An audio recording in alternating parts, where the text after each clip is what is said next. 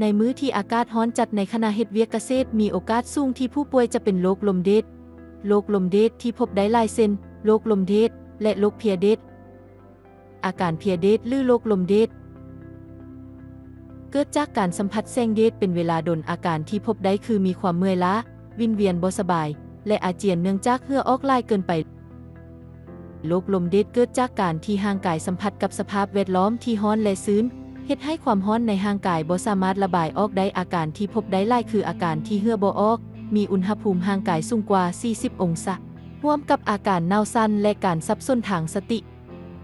เพื่อรับมือกับโรคที่เกิดจากความร้อนควรพาคนเจ็บไปสถานที่เย็นเปิดเสื้อให้ล่วงและเฮ็ดให้ร่างกายเย็นและควรดื่มน้ำให้เพิ่มขึ้นถ้าอาการบ่ดีขึ้นควรโทรหา119เพื่อขอความช่วยเหลือในทางกันข้ามถ้าคนเจ็บบ่มีสติควรส่งเข้าโรงหมอฉุกเฉินทีและก่อนที่ทีม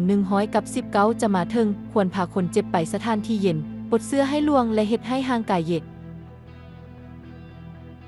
ในเวลานี้ถ้ามีอาการกระตุ้นกล้ามเนื้ออย่างต่อเนื่องควรนวดกล้ามเนื้อเพื่อบรรเทาอาการ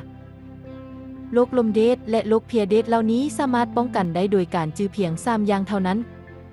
คือน้ำบอนโฮมและการพักผ่อน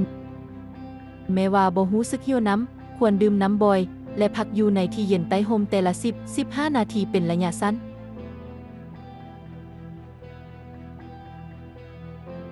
ควรเฮ็ดเวียกเป็นคู่เพื่อความปลอดภัยและในการเฮ็ดเวียกในสิ่งปลูกสร้างเช่นโรงเรือนหรือโรงเลี้ยงสัตว์ควรระบายอากาศอย่างต่อเนื่องในช่วงฤดูร้อนการรักษาสุขภาพเป็นสิ่งสำคัญหลายกว่าการเฮ็ดเวียกให้ชื่อว่าความปลอดภัยของคนต้องมาก่อน